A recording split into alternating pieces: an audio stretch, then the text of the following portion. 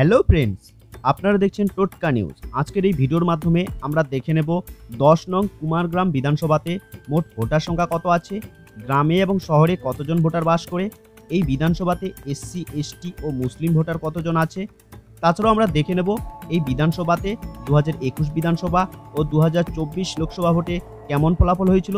তাহলে আসুন এক এক করে সব দেখে নিই।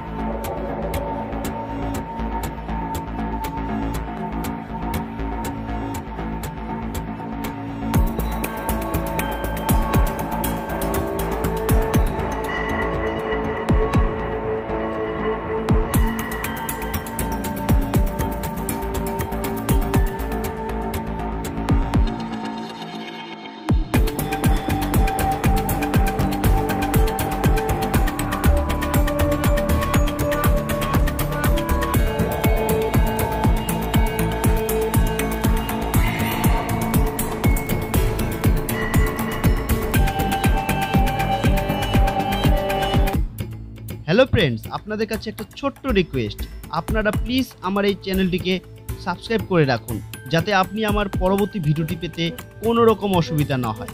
আর হ্যাঁ, আপনারা অবশ্যই জানান আপনি কোন বিধানসভার অন্তর্গত এবং কোন দলকে সাপোর্ট করেন, জানান আমার কমেন্ট বক্সে।